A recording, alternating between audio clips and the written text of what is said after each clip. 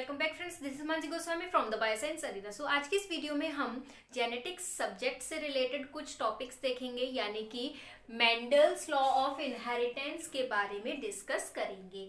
जब कभी भी हम जेनेटिक्स के बारे में डिस्कस करते हैं तो सबसे पहले हम मेंडल के बारे में ही पढ़ते हैं। एक काफी प्रसिद्ध साइंटिस्ट रहे हैं ग्रेगर जॉर्ज मेंडल। तो जहां जेनेटिक्स की बात हो वहां पर ग्रेगर जॉर्ज मेंडल की बात ना हो तो ऐसा हो ही नहीं सकता है जेनेटिक्स में। तो सबसे पहले इन्होंने क्या लॉज बनाए उनको जानने से पहले थोड़ा सा हम ग्रेगर जॉर्ज मेंडल के बारे में जान लेते हैं, जो कि काफी इंपॉर्टेंट रोल प्ले करते हैं अपने आप में ही। तो ग्रेगर जॉर्ज मेंडल का जो जन्म हुआ था 22 जुलाई 1822 में इनका जन्म हुआ था, और इनको हम फादर ऑफ जेनेटिक्स भी बोलते हैं। क्यों बोलते हैं? जेनेटिक्स में हम बेसिकली पढ़ते क्या है, जो मेन बेसिक होता है हम पढ़ते क्या है कि जो कैरेक्टरिस्टिक्स ट्रांसफर होती हैं या फिर जो हमारे ट्रेट्स होते हैं ट्रांसफर होते हैं from parents to their next generation to their offspring, वो कैसे ट्रांसफर होते हैं।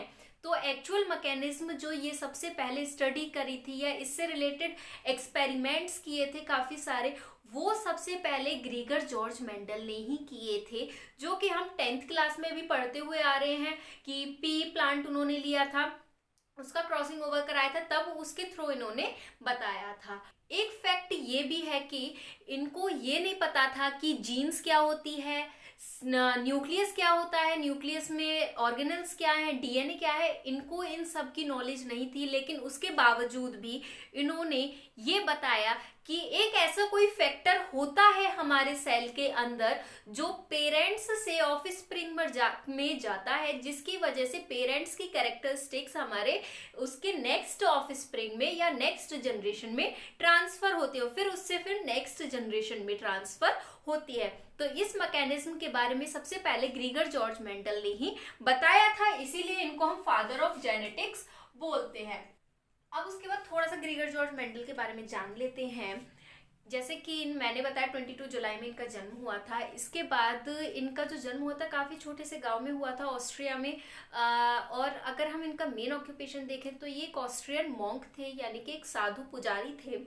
अब उसके बाद क्योंकि इनकी फाइनेंशियल कंडीशन इतनी खास नहीं थी, लेकिन उसके बावजूद भी इन्होंने अपना ग्रेजुएशन किया। 1840 में इन्होंने अपना ग्रेजुएशन कंप्लीट किया। देन उसके बाद ये आगे पढ़ना तो चाहते थे, लेकिन फाइनेंशियल कंडीशन की वजह से इनकी जो स्टडी थी आगे कंटिन्यू नहीं हो पाई। उसके बावजूद भी कुछ सालों बाद अप्रॉक्स 1850 में इन्होंने अपनी ट्रेनिंग कंटिन्यू की, स्टडी कंटिन्यू की। इसके बावजूद भी 1851 में इन्होंने अपनी फर्दर स्टडी कंटिन्यू की, ट्रेनिंग ली इन्होंने फिजिक्स में, मैथमेटिक्स में और नेचुरल साइंस में। तो एक मेन रीजन ये है इनके एक्सपेरिमेंट का सक्सेसफुल होने का, क्योंकि इन्होंने अपने एक्सपेरिमेंट्स में स्टैटिक्स का यूज किया था, मैथ का यूज किया था, अपने ऑब्जर्वेशन को, अपने कंक्लूजन को दिखाने के लिए। जैसे कि हम पढ़ते हैं रेशोज में इन्होंने अपना हम कह सकते हैं ऑब्जर्वेशन बताया था, जैसे कि 3:1, 9:3:1, ये सभी हम आगे डिस्कस करेंगे जेनेटिक्स में। तो ये सब इन्होंने मैथमेटिकल नॉलेज थी, इस वजह से ये बता पाए थे। अब उसके बाद इन्होंने जो एक्सपेरिमेंट किया था अपना पायसम सटाइवम पे किया था, ये साइंटिफिक नेम है गार्डन पी का। अब उसके बाद इन्होंने जो इनका जो एक्सपेरिमेंट था, कोई भी हम साइंटिफिक एक्सपेरिमेंट करते हैं वो कुछ साल में या हम बोले 1-2 साल में, कुछ महीनों में कंप्लीट नहीं होता है। परफेक्ट रिजल्ट देखने के लिए हमें उसका दोबारा से एक्सपेरिमेंट करना पड़ता है, री एक्सपेरिमेंट करना पड़ता है, ताकि हमें परफेक्टली रिजल्ट शो हो। तो ऐसे ही इनको कम से कम 9 से 10 साल लग गए थे अपना ये एक्सपेरिमेंट को कंप्लीट करने के लिए। देन क्या हुआ, क्योंकि जो ग्रेगर जॉर्ज मेंडल थे ये अपने एक्सपेरिमेंट को अच्छी तरीके से एक्सप्रेस नहीं कर पाए थे, तो इसलिए इनका एक्सपेरिमेंट एक तरीके से कुछ टाइम के लिए छिप गया। लेकिन इनका जो एक्सपेरिमेंट था दोबारा से रीडिस्कवर्ड हुआ by these 3 scientists, Hugo de Vries, Carl Correns और एरिक वोन। इन्होंने मेंडल का एक्सपेरिमेंट को दोबारा से देखा कि क्या है, कैसे है, तब जाके मेंडल का जो हम बोले लॉज हैं या मेंडल के जो एक्सपेरिमेंट है वो एकदम से आया कि अच्छा ये मैकेनिज्म बिल्कुल करेक्ट होती है। अब मेंडल ने जो लॉ बनाए थे उसके अकॉर्डिंग इन्होंने कुछ पोस्टुलेट्स बनाए थे। तो इन्होंने क्या क्या पॉइंट्स अपने एक्सपेरिमेंट से डिस्क्राइब किया। First one is unit of factor, second one is dominance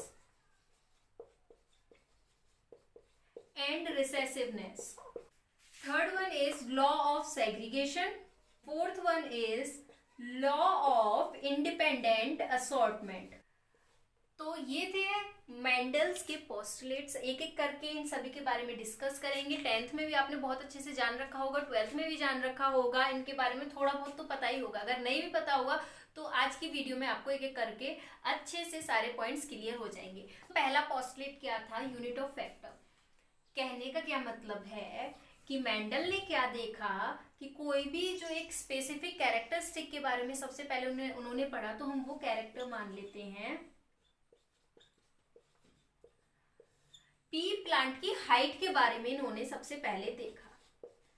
तो इन्होंने क्या कहा कि कोई भी जो हमारे एक स्पेसिफिक कैरेक्टर होता है, जेनेटिक कैरेक्टरिस्टिक होती है, इसके हमारे दो फैक्टर होते हैं, जिसमें एक फैक्टर जो रेस्पॉन्सिबल होता है प्लांट की टॉलनेस के लिए कि वो प्लांट लंबा होगा, और जो दूसरा फैक्टर रेस्पॉन्सिबल था वो था उस प्लांट की ड्वार्फनेस के लिए कि वो जो प्लांट है उसकी हाइट कम रह जाएगी। तो इन्होंने डेमोन्स्ट्रेट भी किया था, यानी कि दिखाने के लिए टॉलनेस को कैपिटल टी से डिनोट किया था और जो ड्वार्फनेस था उसको स्मॉल टी से डिनोट किया था। अब इन्होंने ये बताया कि दो फैक्टर प्रेजेंट होते हैं इस तरीके से किसी भी एक सेल में। अब उसके बाद क्या होता है, जब इनका क्रॉसिंग ओवर होता है, अगर आपको क्रॉसिंग ओवर करना आता होगा तो अच्छी बात है, वरना मैं बता ही देती हूँ। जैसे कि जो हमारा कैरेक्टर है कैपिटल टी स्मॉल टी, ये टॉलनेस के लिए और ये ड्वार्फनेस के लिए, ये हम मान लेते हैं मेल से आ रहा है और ये हम मान लेते हैं फीमेल से आ रहा है, यानी कि मेल पेरेंट और फीमेल पेरेंट।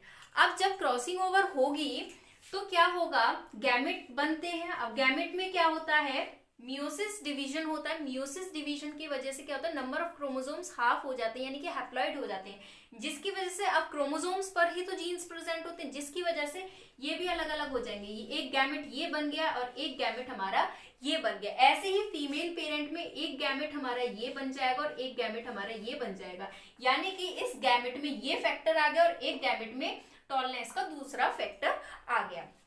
अब जब क्रॉसिंग ओवर होती है तो क्या होता है कि ऐसा भी हो सकता है कि अब ये जो गैमेट है, यानी कि ये जो हमारा सेक्स सेल है, ये इसके साथ जाकर फ्यूज हो जाए। मेल और फीमेल में, या हम बोले लिविंग ऑर्गेनिज्म में, या हम एनिमल में बोले, जितने भी होते हैं सभी में क्रॉसिंग ओवर इसी तरीके से होती है। आपने 10th क्लास से ये पढ़ ही रखा होगा। तो कैपिटल टी स्मॉल टी हो सकता है इस गैमेट के साथ ये आ जाए, तो क्या बनेगा, कैपिटल टी स्मॉल टी बनेगा। अब ऐसा भी हो सकता है इसके साथ ये आ जाए, तो भी कैपिटल टी स्मॉल टी ही बनेगा। कैपिटल टी इसका और स्मॉल टी इसका, हम यहाँ पर सिर्फ एक कैरेक्टरिस्टिक को लेके चल रहे हैं। अब हो सकता है ये गैमेट आ जाए इसके साथ, तो क्या बनेगा, कैपिटल टी स्मॉल टी बनेगा। या हो सकता है इस गैमेट के साथ ये वाला गैमेट आ जाए, तो कैपिटल टी स्मॉल टी बनेगा। ये हमारा बना F1 जनरेशन। यहां तक आपको समझ में आ गया होगा। F1 जनरेशन हमारी टॉल होगी या ड्वार्फ होगी, ये किसके द्वारा कंट्रोल की जा रही है, इन फैक्टर्स के द्वारा कंट्रोल की जा रही है जो कि हमारी गैमेट में ट्रांसफर हुई है। तो ये ही डेफिनेशन बोलती है कि जेनेटिक कैरेक्टर्स जो होते हैं वो कंट्रोल करे जाते हैं बाय यूनिट फैक्टर के द्वारा। फैक्टर होती हैं ये पेयर्स में प्रेजेंट होती है हर इंडिविजुअल ऑर्गेनिज्म के अंदर। तो ये यूनिट ऑफ फैक्टर की डेफिनेशन हो गई।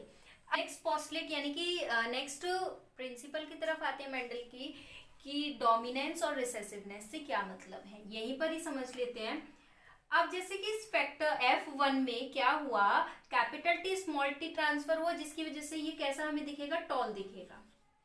अब ये टॉल ही क्यों आया, इसमें ड्वार्फनेस का भी तो फैक्टर आया, तो ये ड्वार्फ क्यों नहीं आया। तो जो फैक्टर अपने आप को रिप्रेजेंट कर दे एज ए फिनोटिपिकली, तो हम उसको बोलते हैं डोमिनेंस, यानी कि जो अपने आप को दिखा दे कि हाँ मैं टॉल फैक्टर गया था और मैं अपने आप को दिखा भी रहा हूँ कि जो प्लांट है, जिस प्लांट में मैं गया हूँ वो टॉल हुआ है। लेकिन जो ड्वार्फ वाला था वो अपने आप को एक्सप्रेस बेचारा बेचारा नहीं कर पाया, तो उसको हम बोलेंगे रिसेसिव फैक्टर, हम उसको बोल देते हैं। आई होप आपको ये पॉइंट समझ में आ गया होगा। जैसे कि कैपिटल टी और स्मॉल टी सभी F1 जनरेशन में गए हैं, तो और जिसकी वजह से सभी जो प्लांट है वो टॉल ही हुए हैं। तो जिसकी वजह से क्या मतलब है, जो कैपिटल टी है ये डोमिनेंट है और जो स्मॉल टी है ये रिसेसिव है। आई होप आपको ये पॉइंट्स क्लियर हो गए होंगे। इसी के साथ हमारी वीडियो आज की खत्म होती है। नेक्स्ट वीडियो में हम जो मेंडल के मेन लॉ हैं, यानी कि लॉ ऑफ इनहेरिटेंस है, कौन कौन से लॉ ऑफ सेग्रीगेशन और लॉ ऑफ इंडिपेंडेंट असॉर्टमेंट, इन टॉपिक्स के बारे में अच्छे से डिटेल में जानेंगे। Till then keep revising.